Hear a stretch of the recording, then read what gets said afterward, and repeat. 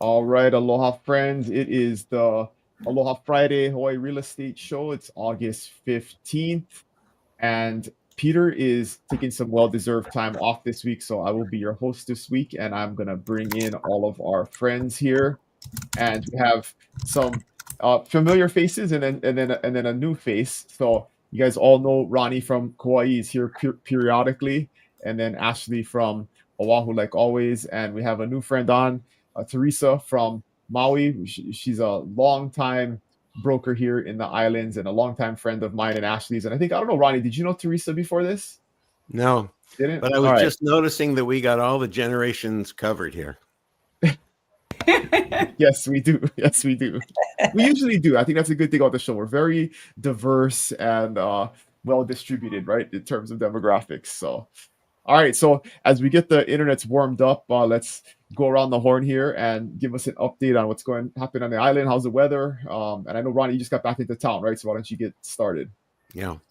Well, I love technology because my friend Dylan did a mastermind yesterday, and I got to enter it on the flight from Seattle to Spokane. Then, with my headphones on, I walked through the Seattle airport, got on the bus, got up, went to Starbucks, went to my next gate, got on the plane from Seattle to Lihue, all the time, tuned into the On the mastermind, which internet. was really inspiring and great.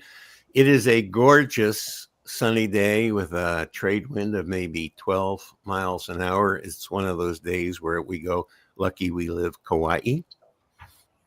And that's what's happening. My dog enjoyed the early morning walk along Kalapaki Bay. She was happy to see me. I bet she's happy you're back. All right, what's happening on Oahu, Ashley? Good morning, everyone. It is absolutely beautiful. We've had some pretty hot, muggy days recently, I'm sure, across all islands. So today's really nice. It has a breeze, although the day just started. And it's statehood day here in Hawaii. So we have no school for our keiki, who just started this week. So already off to a long weekend. That's super fun. And today is the day that Hawaii is celebrating the anniversary of becoming the 50th state of America. I feel like every time we it seems like the show always hits. Oh, because it's always a Friday, right? But I feel like a lot of times the show hits on this date, and we always talk about how it's like the holiday that we observe but isn't really celebrated. So it's a Yep. funny thing about Hawaii. So Same with 4th of July, right? yeah. All right, Teresa, what's happening? Maybe give us a little bit of background, give the viewers a little bit of background about you, and tell us what's going on in Maui today. Well, years and years ago, I started in the Maui market with a 2-year-old and a 4-year-old. So I've been in this market for a while and then raised them up on the Big Island. So very comfortable with both. As far as Maui, it has been dry. We've been in dire need of rain. And, of course, we get sparks of fires here and there, wildfires. Good news is my priority is the surf has been up. So we've had a great south swell for the last week. The whole island has been celebrating and gravitating to the south shore and west shores. It's made havoc of the traffic. But, hey, that's the way it is. As far as the market in general, I was just noticing with the stats that still almost 70% of the buyers are from Hawaii on the island of Maui. So that is encouraging. It's, hopefully that will create a balance. And, Yeah. What area of the island are you on? So everybody kind of gets some context. Where do you live and where do you spend most of your I time? am on the East Maui side. So everything that kind of encompasses Haleakala, Pukalani, Makawao, Haiku, Kula. And So the higher elevation, right? yes, higher elevations. And my father is from this area, so it's been I've walked downtown and done all that most of my life as a child and a teenager. Awesome. All right, well it is 9 a.m. So let's get started, everybody. And again, this is the Aloha Friday Real Estate Show on August 15th. This is our agenda for today. So we're gonna go around the horn, go around the state. We got every single island represented. So we'll give you a quick market update about what's going on across the state. We're gonna focus in on, because we have experts from every single island. There's been a lot of changes recently, and we do talk about this a lot on the show, is vacation rental regulations. So we're gonna give you an update across the state on kind of what's happening on each island, if there's new things in place, if there's new things being discussed. So you'll get a good idea all across the state of what's going on. And then, of course, we have Diamonds and Deals and our closing thoughts at the end. So let's get started with our market update. And I'm thinking we're going to start from the north of the island chain and come all the way down. So let's kick it off with Ronnie up in Kauai. What is going on in the real estate market on Kauai? Oh, gotta come off mute. I would say more of the same if you've been watching the show. And if this is your first time here, a Como Mai, meaning the single family home market, there's more coming to market in what's a more affordable range. So both the median price and the number of sales in single family homes has been rising slightly. And the other market, the condo market, is kind of heading the other way.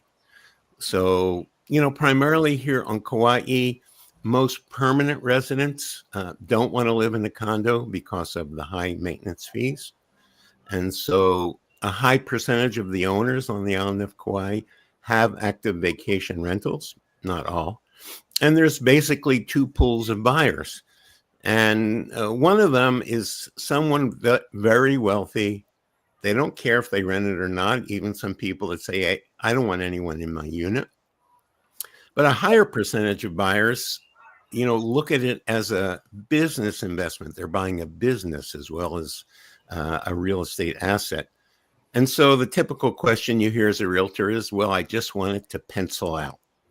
Well, pencil out means in some way, shape, or form, it's going to pay for itself.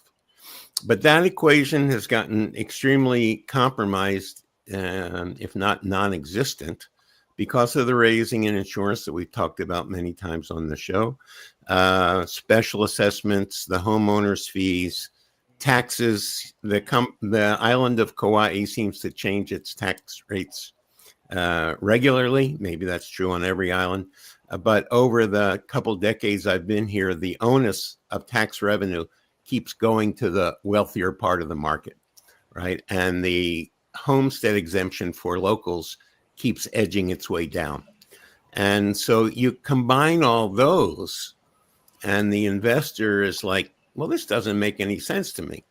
The sellers, meanwhile, are going, hey, this is what the last one sold for.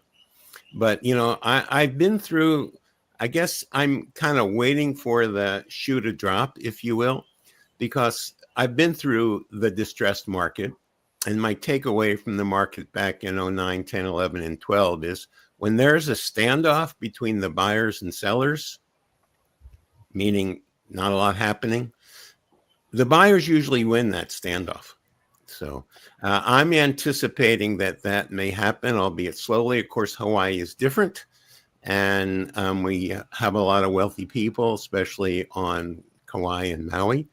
So we'll have to see. But, the inventory historically is low, inching its way up slowly but surely. That's the market update. Awesome. Yes, absolutely. I think there's a lot of similarities across the state on what's going on with that. That's good. That's a good the standoff is not a term I've heard used, but I think you're right in that, right? When the market comes to a head, at some point it's gonna be a standoff, and a lot of times buyers end up on the winning side of that. So, well, from the real estate perspective, I always like to say there are people that are on the market, homes listed that are on the market, and then there's properties listed in the market. So we still have a lot of sellers who, don't want to recognize what's been happening, and they're on the market. Right. But they're not in the market. I like that. Hey, let's say hi to a couple of friends here that are tuning in. We got Stefan from Salt Lake City. Thanks for joining us, Stefan. And then we got NYC regular viewer from New York City and Big Island resident too. Let us know where you're living on the Big Island. And then I haven't seen Vern and Hannah, but how's it again from San Diego? Thanks for being on, and give Ronnie a call if you're visiting Kauai and you want to see some property there. So yeah, whether you want to or not, I'll bring you some fresh malasadas. Just tell me where you're staying. If you need anything, recommendations, Ronnie's the guy to see on Kauai. So Right on. All right, let's keep moving down the island chain here on market updates. Ashley, what we got going on in Oahu? So last show, we didn't even go over our July sale. So I really wanted to hit on that and recap it. July is our summer months. It's a hot market usually, but we actually did see a bit of a decline and a slowdown in July, which was surprising. So this year compared to last year, sales were down 7.4%. Compared to 2021, they were down 71%.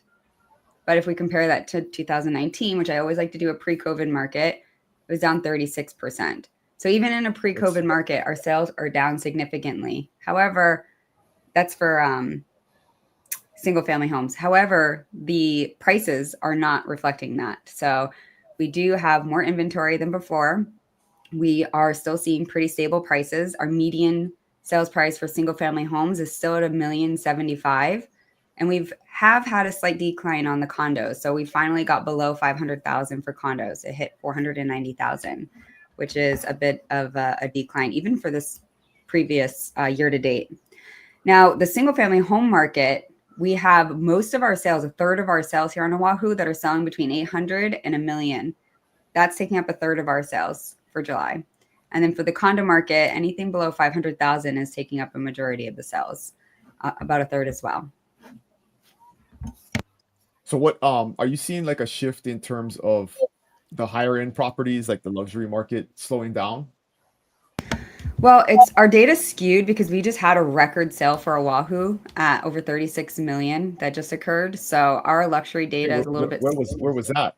Kahala? Yeah, it was back in March, and it was a very it was a diamond offset of a sale. So it has skewed our luxury market pretty significantly. We do see it move, but that comes down to we also have a lot of coastal due diligence with the recent erosions. So depending on like on the east north side of the island where we would have normally seen that really carry some weight on our luxury market as well on price points, that is experiencing a lot more erosion than it had in recent years. So that has kind of put pause and just slowed it down. So we are still seeing things over 3 million still move. Our luxury market on Oahu is more stable post-COVID than ever before in history, but it's slower. Yeah.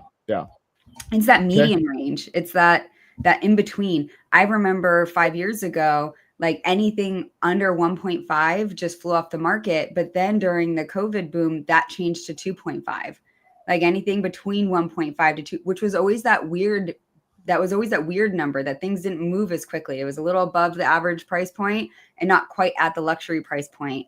And then that shifted. And now we seem to be going back to anything below 2 million moves very quickly. And now that weird number is like the 2.3 to 3 million.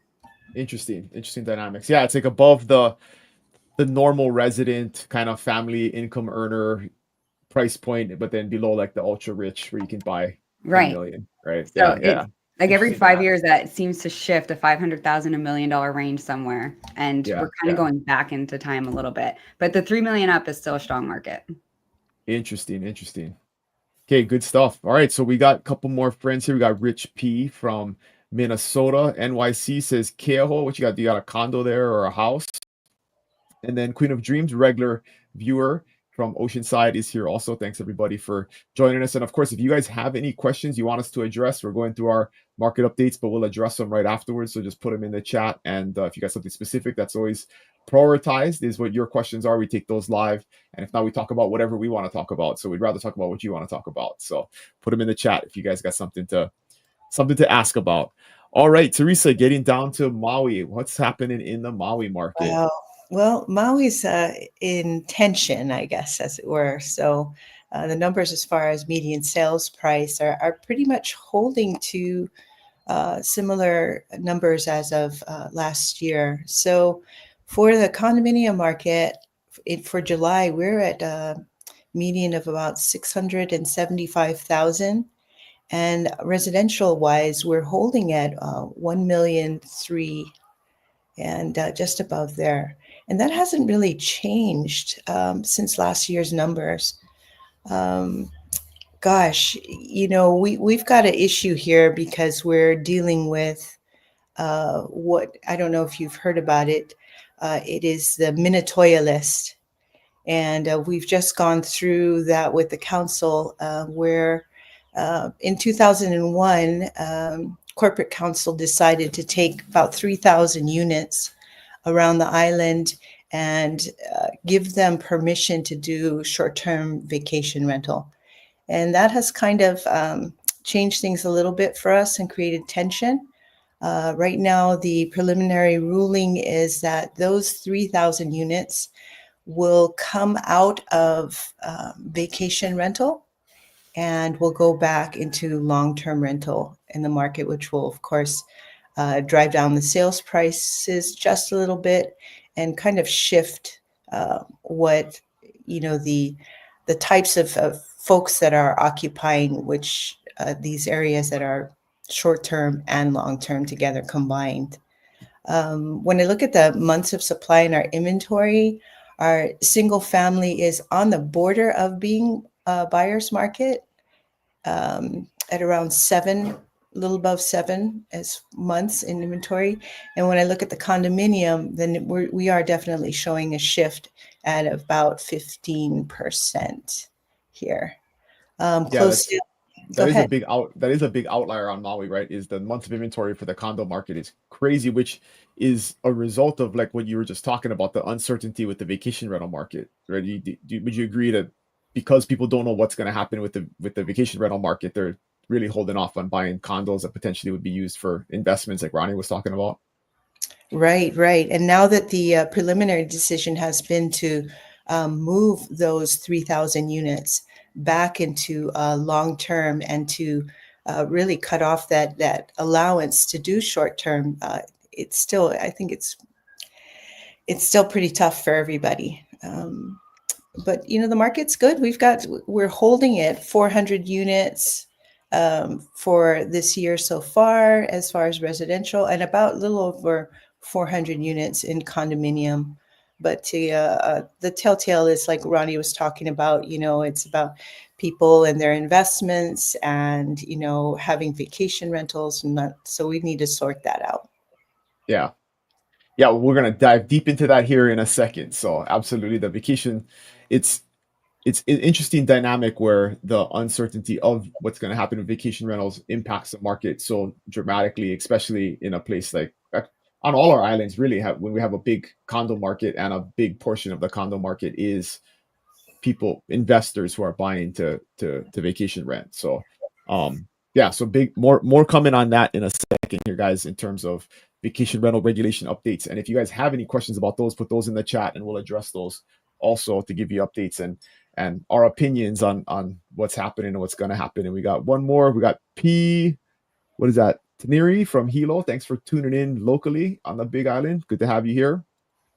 And speaking of the Big Island, let's get to the Big Island market update. So on the Big Island, it's been kind of a mix of what you guys have all been talking about. I mean, I think we talked about this last week, very kind of boring. Like there's not a ton going on either way. The number of sales are almost exactly the same as they were last year. They're actually down just a little bit. So if we just look at single family homes, there was 1,183 sales this year to date. Last year, there was 1,191. So like literally 7 less sales this year to date than last year. And now that we're through July, that's a pretty good identifier of the track that we're on towards the end of the year. So it's pretty much going to be the same as it was last year, if not a little bit less in terms of the single family home market. But the median price is up from $569 this year, and it was $542 a year ago. So median price up just a little bit in the residential market. And then looking at the condo market, pretty similar. There's a few less sales in the condo market than there was year to date a year ago. There was 319 this year to date, and there was 372. So a little bit of a drop in terms of number of sales. And the flip side, residential median price is up a little bit. A condominium median price is down a little bit. So it's actually 649 or 648 this year, and it was 685 last year. So 2025 is on track, unless something dramatic happens towards the latter part of this year, to be very similar to 2024. And I think we're seeing that across all the islands, but we actually have a little bit better idea of what's happening with vacation rental regulations. And so we're going to get into that here and talk more about that, because I think the clarity on some of the islands is helpful, and then the lack of clarity on other islands is what's causing some of this slowdown and market disruption. But just a quick station update. If you guys are not on our newsletter, if you go to livinginhawaii.com, that's probably how you got here. If you're on the newsletter, that goes out every Tuesday, and we have all of the latest information about living in Hawaii updates. We have this show and then another show that happens every single week with another group from around the state. So if you need information about living in Hawaii, the best place to get it is livinginhawaii.com. So go there, sign up for the newsletter, and you'll get all that information as it comes out. And of course, you can ask us anything. So everybody who's tuning in right now, if you have any questions that you want us to address directly, just put them in your chat, and we'll take those. And if not, we're going to start talking about what's going on with vacation rentals all across the state. So same thing, we're kind of going to go island by island here. But if you guys have any like qualifying questions, or you guys want to discuss it a little bit deeper, let's kind of have a roundtable discussion about vacation rentals, and of course where we're at, but then also what's being proposed, or even some speculation. We can speculate as to what you think is going to happen. And definitely, I think, well, let's start with Maui, because Teresa was already kind of talking about this and alluding to it.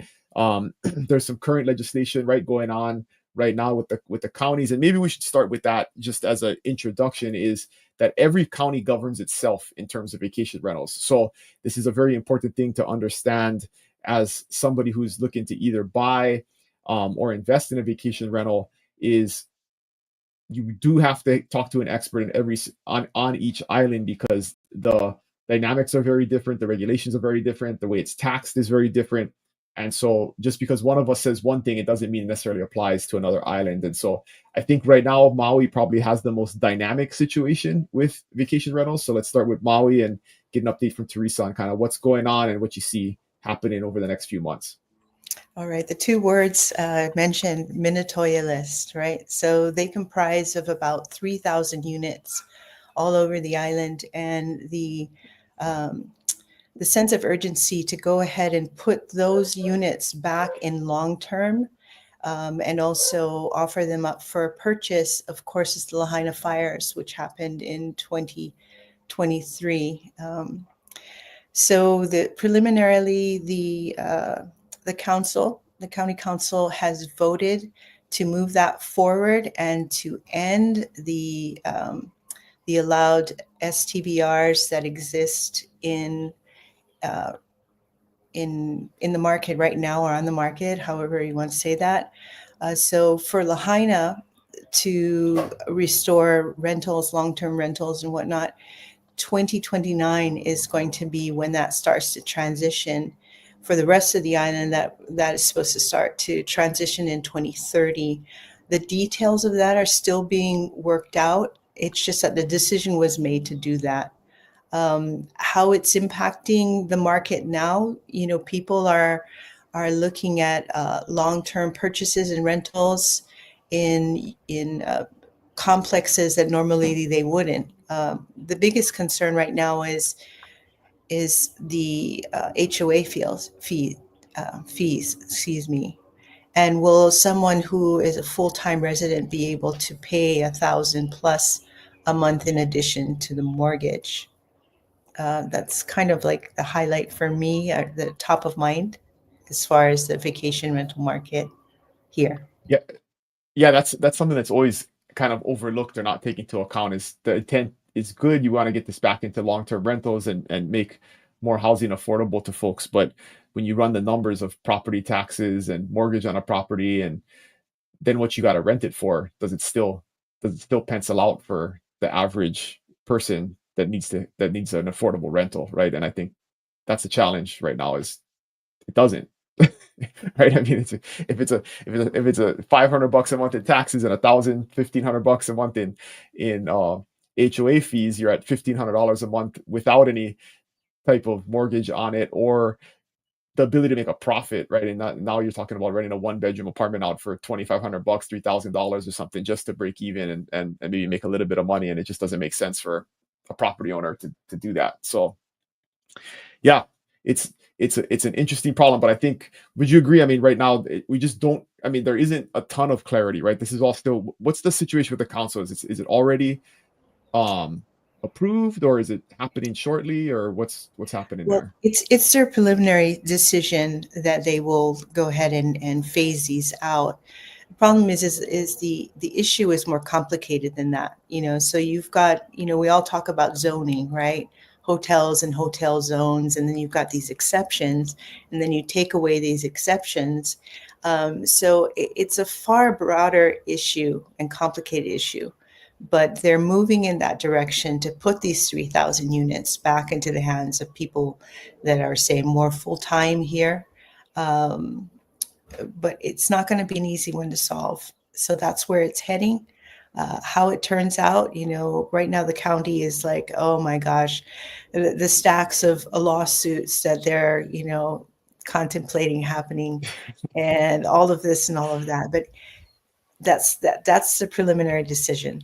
Take these units that were for a specific time allowed for STVRs, to put them back into the long-term rental and ownership pool, and go from there. So it's going to be a long journey till we get to a final decision and determination on this. But that's what we know so far. Okay, good update. Good update. All right, so Ashley, what do you got? What's going on with the Oahu? Because you guys had a lot of movement, like maybe a year ago, some stuff, and then it was kind of put on hold. And so what's the update for Oahu vacation rentals? Yeah, so the Oahu, I think Oahu is kind of trudging the path, on this first, which has been a roller coaster. In 2023, they were trying to redefine short term for less than 30 days and increase it to 90 days. And 10 days before that went into effect in October 2023, the judge stopped that, said it was unlawful, and it just stayed at 30 days. So you can't do vacation rentals under 30 days unless if you have a short-term vacation rental permit, you're grandfathered in as a bed and breakfast, or you have another variance that allows you to operate, and they're grandfathered in. And they don't have an exact number, but they imagine that's about 10,000 altogether. And so there's a long actual history of this. They tried doing this in 2019 and it didn't take. It was called Bill 89. Then in 2022, they did it, reenacted it. It's called Bill 41. That's when they attempted to make it 30 days to 90 days. And that was going to go into effect in 2023, which that was stopped 10 days prior, as I just mentioned. And now what no one is talking about is everyone's happily been doing their 30-day rentals and have pivoted. But in April, Josh Green had just signed a new bill into place that is going to, again, redefine the 30 days to 90 days, and it goes into effect in September this year, 2025. And I don't really hear anyone talking about that. They slid it in the last hour of a 261-page bill, and it was to address a bunch of different items, and they just slipped that in last minute, and he signed it. So I wonder if a judge will step in 10 days prior again and prevent that from happening. We obviously have an enforcement issue. And that issue, interesting that you say nobody's talking about. Like, I'm not aware of it, right? Are you guys aware? Right. So, and if it's a state law, it would have to apply to all the islands, right? You cannot pass state laws that only apply to one island. That's one of the reasons the county has jurisdiction and home rule over county-specific issues. So, well, in 2024, Governor Green signed an act, 017, that actually allowed the state of Hawaii to have each county determine their own laws and regulations around legal short-term vacation properties. So I think that's why we're starting to see this shift of each county really starting to define their rules here. I don't know if they even have the manpower to enforce this, mind you, just since 2023 when they were That's supposed always to the issue. enforce anything less than There's no 30 vacation days. rental police. Yeah, there's no like, they have barely collected any funds. You get, in theory, you're supposed to get fined $5,000 to $10,000 per day that you're advertising. They just don't have the manpower, the technology to do it. That is something. Hawaii is a beautiful, amazing location, but we are a second world when it comes to government technology and back-end systems. And it sounds really good in theory, but in practice, it's extremely hard to regulate and enforce. New websites will pop out. It's outside of Airbnb and VRBO. Then they have to go against those websites to, come after them for not obliging by whatever the rules and regulations are. Now you have every island or every county being able to come up and define their own regulation. That's going to get even harder to enforce. So we'll see what comes of it, but it is interesting. No one is talking. It is signed in effect and it's happening this September.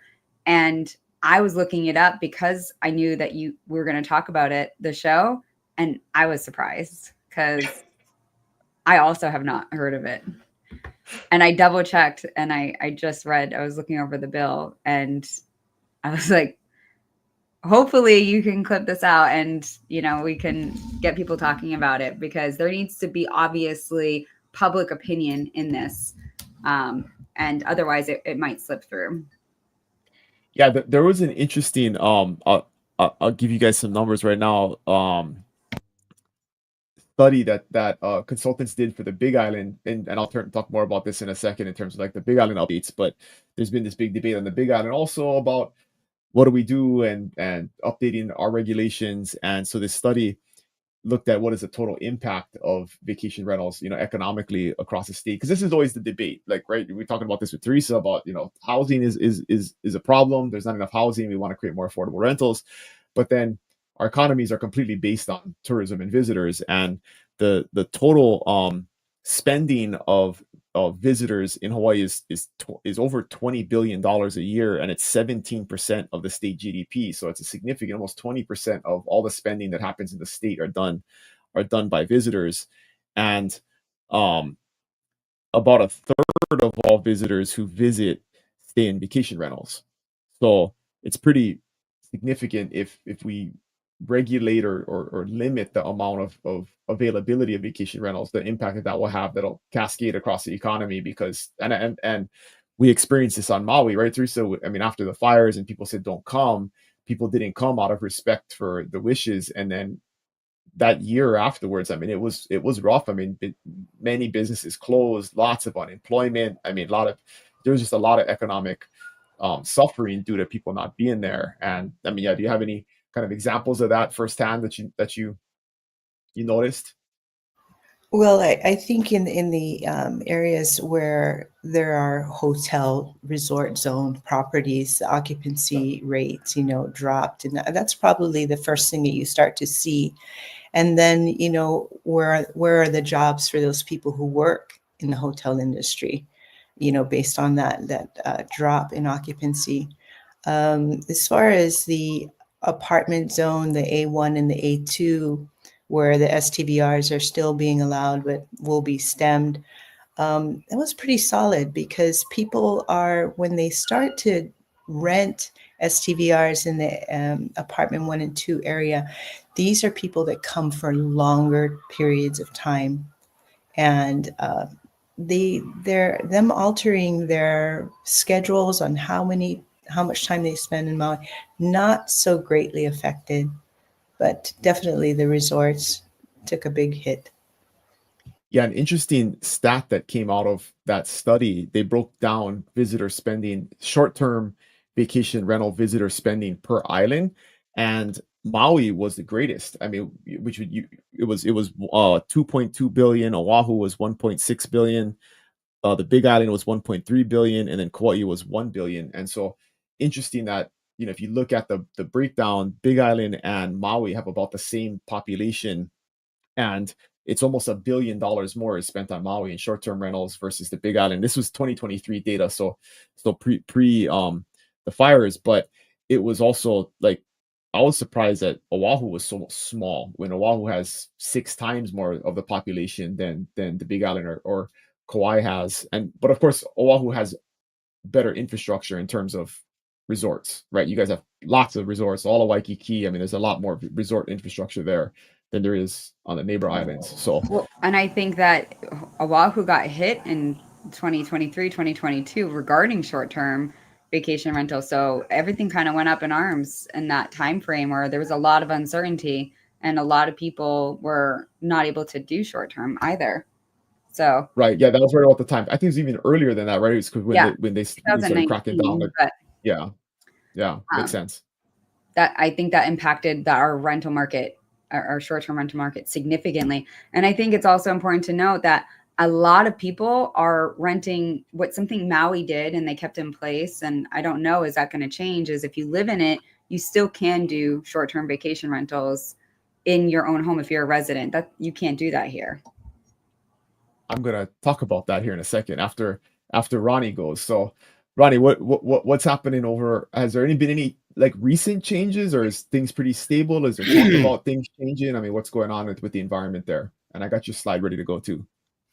Well, I'm happy to say that Kauai, by the way, I thought from before, I think Ashley has such a great grasp. She ought to work for the government as well as have her own business practice, because she would be a real asset for sorting She all would be that. poor if she worked for the government. So she can't do that. Thanks, Ron. No, she has to keep her. To maintain. Yeah, she has to keep her side job, being an investor and realtor. No, I'm happy to say that Kauai, within our state, has been the most regulated and kind of clear on the subject. So back in 2008, kind of a very, very delayed response from some community activists that said vacation rentals are destroying our communities and this and that and the other thing, like way too late in the price appreciation game. The county introduced a ruling, and at the fall of 2008, and by April, I think 8th of 2009, you either had to apply to get a TVNCU, Transient Vacation Non-Conforming Use Certificate, or you were out of the game. And many, many people applied. The county used it as a way to bust people, basically. You had to show them your deposits, your taxes, your elevation drawings, your plans. And so a lot of people were bumped out because they had non-conforming properties. The very wealthy people filed lots of lawsuits against the county, and quite a few of them won. But here we are 16 years later, and nothing has changed. All that's changed really is that in some communities like Princeville, which, 16 years ago was about 70% permanent residents, full-time residents, and 30% transient vacation rentals, is now 75% rentals and 30%, permanent residents. So that market has continued communities, but the rules are very, very clear here. Why is that? Because does that area have the correct zoning? Like, why did that Yeah, shift happen? so I talked about the TVNCU, and I guess I left out the other part. So Kauai, I don't know if you're going to bring up my map, but I sent you a map of the visitor destination area. It was don't have not the map. that slide. Okay. Yeah. Well, at any rate, we have a map, and it's pretty much all of the North Shore. Well, not the North Shore, Princeville. Some along the Coconut Coast on the east side, and mostly in Poipu, although there are a couple of streets like right by the beach where it's outside of that visitor destination area. So if you buy a property within that, you can do whatever you want. A lot of times buyers want to know, well, what's the income? And we can look on our MLS, and the competent realtors upload all those numbers, and it's easily available. Otherwise, we ask the other agents and we get those numbers. So, someone can always improve on the existing numbers, but it gives a buyer a reference point. And so it's, we're talking about rules now. And so the rules have been very clearly established here for, 16 years. And at the moment, you can actually go, if you type in TVNCU Kauai, you'll see a link from the government site to all of the licenses. There's about 420 of them on the island. And those people were grandfathered in, and If you bought a property anytime since 2009 and you decide you want to have a vacation rental, it's not happening. So those properties with that grandfathered in permit, obviously that transfers if you buy that property, but if you give up the permit, that's you can an never get it entitlement back again, right? Yeah. Okay. And I had a seller one time who was kind of asleep at the wheel. And so you've got to pay them a fee every by July 1st. And if you miss your window, you're out. There's no negotiating. And that can significantly impact the value of that property, right? Oh, totally. Yeah, totally. I mean, I think for a lot of people that buy, when I sell a $4 million home and it grossed $420,000 in vacation rental income, that's gross, not net. You're buying a business. I mean, you're buying a beautiful property, of course, but you're buying a business. So I've always looked at it like that. And like I said earlier, I mean, some people don't care about that, but other people do, because people want to do smart things with their money. And they know over time real estate will appreciate. And if they can make money along the way, from a good cash flow, that's good too. But it's interesting to hear, I was curious about the Governor Green thing, from last year, giving each island the opportunity to police them if they wanted, to eliminate them if they wanted. I remember last fall going to a speed dating with the county council people. And it was like 3 realtors and a potential council member. And then we had a set of questions to ask them. And, for the county, they're taxing the most exorbitant rates. Like we have a tiered thing now. If you have a vacation rental, like value up to 1.2, you're taxed at 10 something, 1,000. Up from 1.2 to 2 million, 12 something for the rest. Above 2 million, 13 something. Whereas the homestead rate for me as a permanent resident is $2.59 1,000. So, and basically the county council people, it's like they could abolish that. They could vote to eliminate that, right? But at what cost? Yeah, they're not going to do it. Interesting. Okay, let's do the Big Island update, and then we'll if you guys got questions, we can kind of talk about this and you get any more details. So I do have a slide here. So the Big Island has just passed. So county council just passed. It's like breaking news. The mayor's said he's gonna sign this. But the big change with the Big Island is that now all short-term rentals are going to be regulated. In the past, it was just if you fully rented out the property, either condominium or single family home, if it was unhosted was the term, then you needed to get a permit, it needed to have the right zoning, it needed to be fully legal, meet all the county requirements. But if you did that, then you could get a permit if you had the proper zoning. And if you, like Ashley mentioned earlier, if you live in the home and you rented a portion of it out, either a bedroom or a unit or an ADU, an upstairs, downstairs type situation, those were considered hosted and they were not regulated at all. And that's the big change here, is that those hosted vacation rentals will also now be regulated, and they have a breakdown of what that's going to look like. This new piece of county ordinance lays out what the host requirements are. That's a big one, is it defines what a host is, because in the past when people said it was hosted, it was kind of just like they said it was, but there wasn't necessarily anybody there. So now you have to have someone who's reachable within 1 hour and can be on site within 3 hours to qualify as a host. They lay out all of the different fees that registration fees and then renewal fees that are going to be associated with those permits.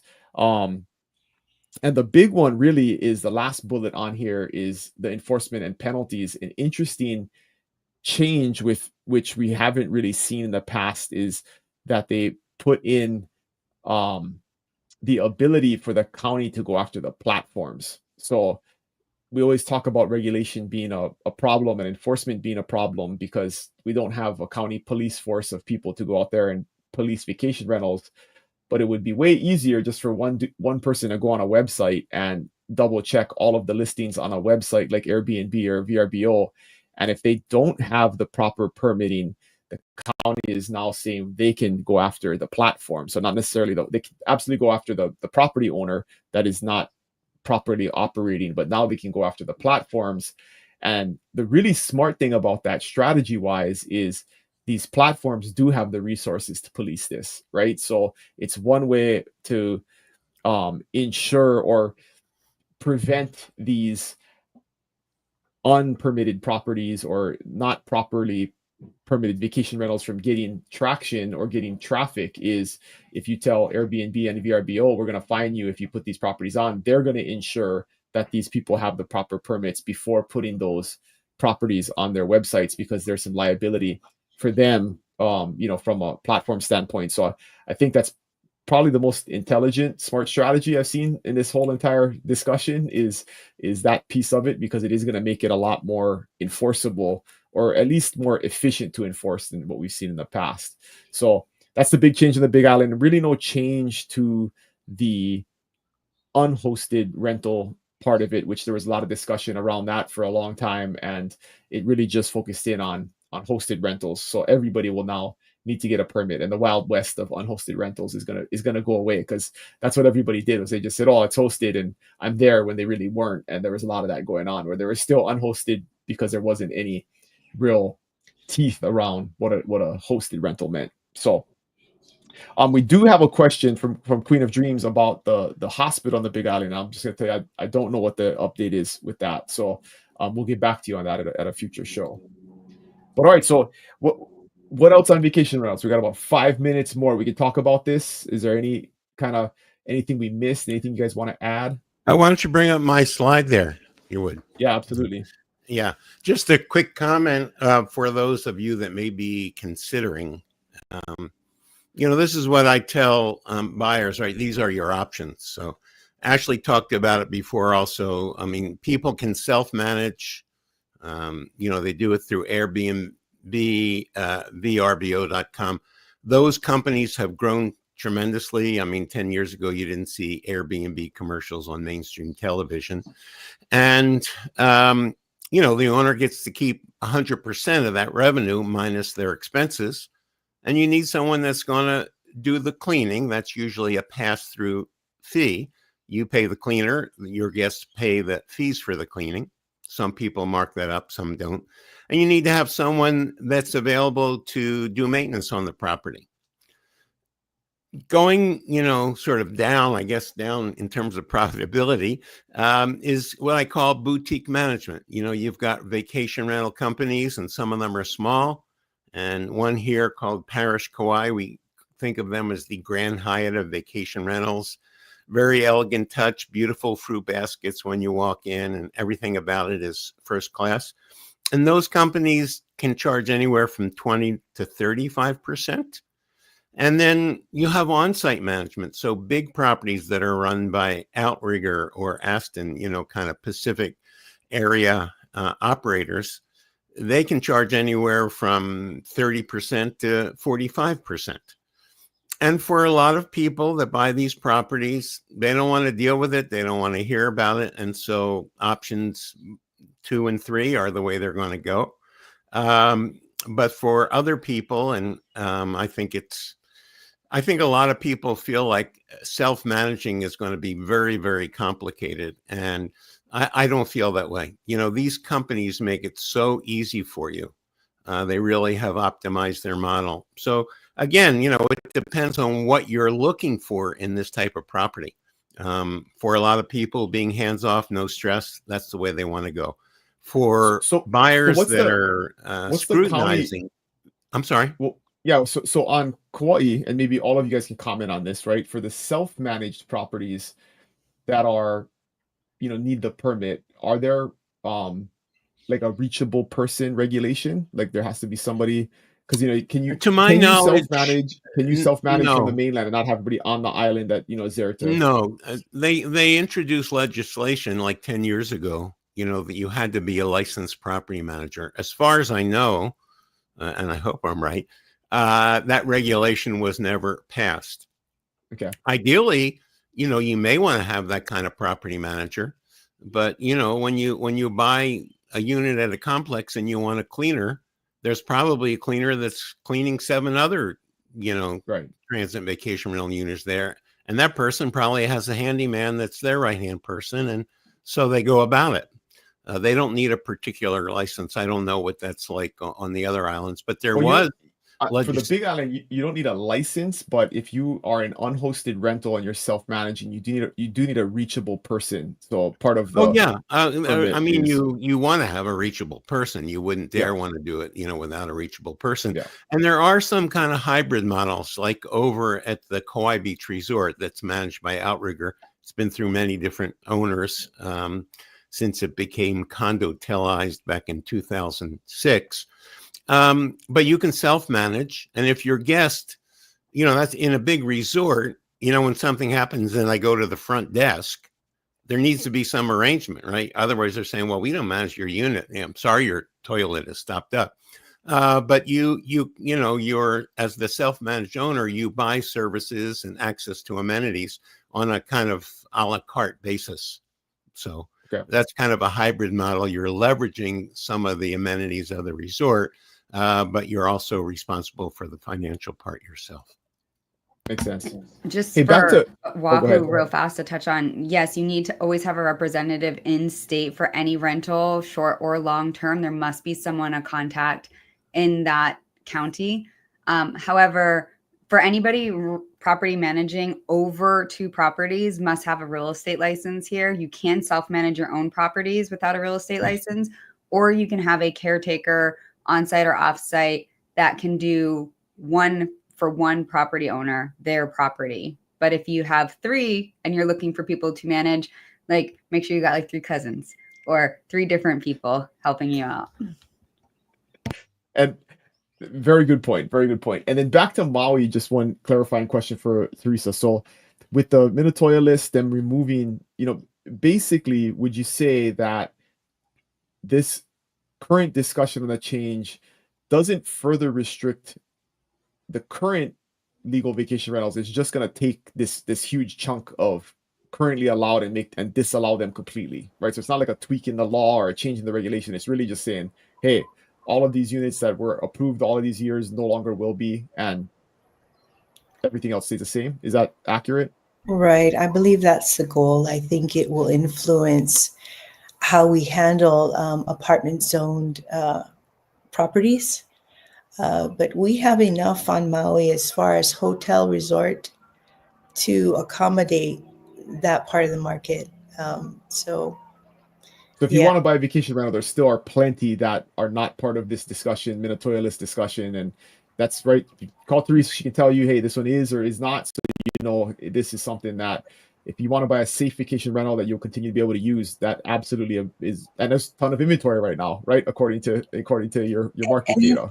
And you know what's really wonderful, I think, that it's done is it's increased disclosure on the part of realtors, showing people property where there was uncertainty. There's no longer. It's pretty clear cut. And I think that's really helpful to the client. It's like, well, you're secure because this is resort zoned. It'll be till the cows come home. Here's these ones that are kind of in question. So just know that if, and that's really, really helpful, I believe. Oh, it's a good point. It's a very good point. Quick question. Are you also having the discussion of 30 days versus 90 days? I haven't really looked into that so much. I know on the Big Island, like Ali'i Park Place, right, Dylan? It's like, okay, that's 30 days. But those are imposed by the HOA, not the county. Like the HOA. Are your county ever having a discussion of 90 days being the new definition of sure? So that's specific to Oahu. Lovely. Yeah, okay. It's 30 days. Like, so yeah, anything 30 days or less is considered short term. Yeah. I don't know. I'm gonna leave it. I know their show's coming to a wrap, but I really find that I don't. Unconstitutional wouldn't be probably the right word, but I'm not agreeing that houses should be reserved for vacation rentals and remove, housing opportunities to locals. I don't support that. But the fact that you can just redefine short-term to 90 days and something interesting I forgot to add is they also removed in there the exception clause for traveling nurses, people who need temporary housing are no longer in that exception. This go around that was signed to go into effect in 2025, but in 2023 those exceptions occurred, and how is that legal? I can't wrap my head around stating you can't do so drastic with your own real estate asset. And and I think unconstitutional is not necessarily inaccurate, because that's the biggest, the higher level discussion. We're talking all these nitty gritty like regulations here and there, days and stuff, but the bigger issue is, and I think a lot of these homeowners will go to the Supreme Court and say, hey, you're taking away my right to use the property the way I want to use it, and finding a balance between that and zoning and community needs and all that stuff is where all of this actually ends up going. But yeah, you're right. I mean, you can't take somebody's right to use their property the way they see fit. It's like saying like the government saying you can only have so many people in your house. It's like, if it's your house, you can have as many people as you want, right? I mean, there's things like that. It's a delicate balance. Yeah, I feel like it's going to go back to each county's corporation council, and always goes back to legal, right?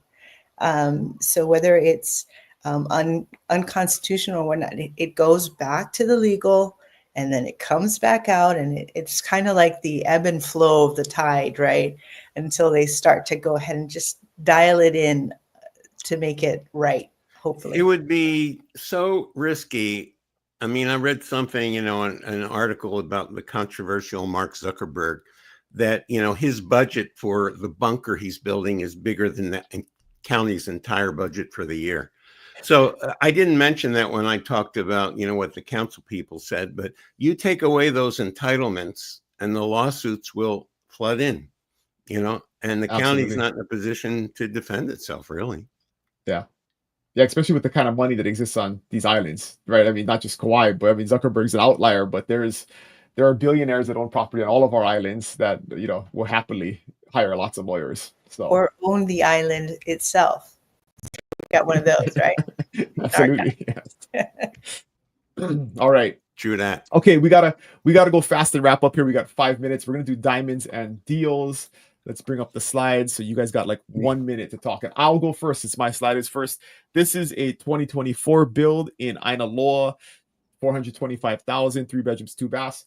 Just a great example of what's available on the Big Island, east side of the island. Still very affordable. You can get a beautiful home. You can see the finishings in here, super high end, but under 500,000. I always love to showcase these because there's this conception that Hawaii is so expensive and everything is $10 million. And it's really not. If, this is a great starter home for a family or somebody who's relocating from the Midwest that doesn't have that West Coast $2 million property to sell to come here. So a great option. East side, rural, catchment water, but always lots of great inventory like this on the east side. So all right, now the other end of the spectrum, Ashley always has the fabulous stuff in Oahu. So what you got here, Ashley? Sometimes I have deals, but this is also on the east side. It's funny, your guys' east side is very rural. Our east side is like rural in the north, but bougie. Yeah, bougie rural on the southeast. So this is the southern east mid-range. This is Kane'ohe. This is on the bay. And it's a 3-bedroom, 3-bath. It's listed by Eric Taniguchi at Keller Williams. It's for $3.2 million. And I love, not all docks they've removed the option to add docks a lot here on any waterfront properties. So it's becoming more challenging in different parts of the island. So this is a nice renovated dock. You can take your boat out to the sandbar right here, watch fireworks, the Blue Angels show. It's just an amazing location. Stunning views. You can barely see them out of these photos, but this is an absolute diamond. Really well done interior as well. $3 million doesn't sound bad for that. Definitely. I mean, I got that in the car. I'll just buy it cash. All right. Write the check, Ashley. All right, Ronnie, what you got here? Well, I thought another deal, man. I wanted to compete with you, Dylan. So this is our only 55 plus community. It's in the town core of Lihue. When it was built in the 80s, it was leasehold property and the Weinberg Foundation owned the land.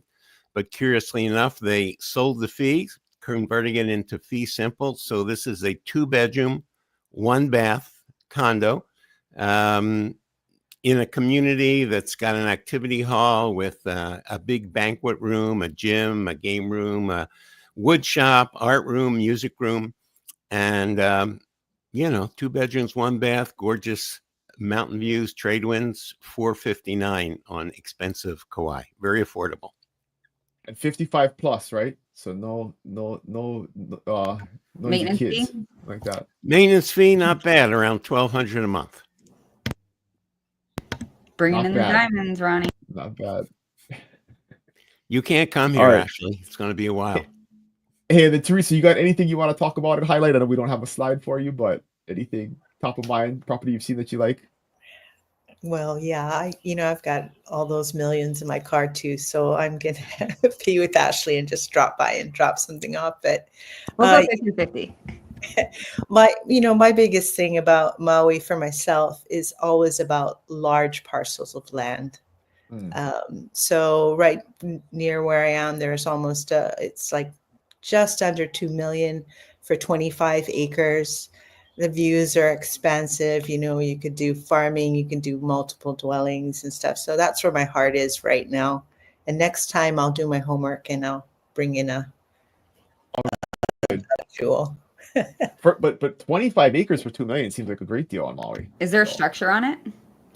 There's a structure from like 1940s, and there's these non-permitted accessory buildings, excuse me. Does it have utilities or is it catchment? It does have utilities. Oh, that's a really good. I wish you had a slide. That sounds really. Am I going to send that over to you via email? You? Sure. That sounds really interesting. Yeah. All right, Ashley's drooling now. All right, so let's wrap up, guys. We got a minute here with closing thoughts as we normally do. And actually, so Teresa, what we do here is we just share a thought, a quote, something that we want to close out the show with, and then we'll say goodbye. So Ashley's up first. When something it's supposed to say doesn't go right, go left. Well, you can't go left when it goes right too, because that'd be the next thing. You just want to. I mean, true, but the message was supposed to say. It clearly didn't go right here. Then now we're going left. I love it. I love it. In life. Good advice. All right, I got from John Lennon. Count your age by friends, not years. Oh, I got a misspelling too. Not years. Should be not years. And then count your life by smiles, not tears. So just a good perspective, right, on what we focus on and how we measure what we're doing in life. Well, Ronnie, what do you got? I took the safe way. I didn't make a slide. All right. So no chance for Grammarly to come in. I have from John Maxwell, change is inevitable, growth is optional. And that's what I often say to agents. You can be green and growing or ripe and rotting. I love it. And what wisdom do you have for us, Teresa, to close out the show? Well, I'm sitting here and saying to myself, this sounds like be your professional self, but don't take yourself too seriously. Yes. That's what happens on live internet shows, is that you see all of the gory details. So it's not polished, not edited. You get exactly who we are. So, all right, guys, great show today. There was one more comment in here about how's the mortgage industry here. Reach out to us. We can tell you. We know definitely, and it's just like the real estate industry. I mean, when the real estate industry is hot, the mortgage industry is hot, and it's slow right now. And so, a lot of the folks in the mortgage industry are slow also, and we're all waiting for interest rates to do something, and we'll see about that. Maybe we'll talk about that next show, because add it to the there is some light at the end of the interest rate tunnel coming up. So, but the recent economic news yesterday. Next show. We'll make a note to focus in on that. So let's go clockwise. Everybody say goodbye, and we'll wrap up. Teresa, you first. Hui ho. Have a great rest of the week. Have a good long weekend if you're here in Hawaii, and everyone else. Aloha. Yeah, long weekend, statehood day. So 3-day weekend. Aloha from beautiful Kauai. Yes, awesome. Thanks everybody for joining. We'll see you guys in 2 weeks, and actually I won't be here. Peter will be here. I'm gonna fill in for me, and we'll see who else shows up. So thanks always for watching, and we'll see you guys in a couple weeks. Have a great weekend.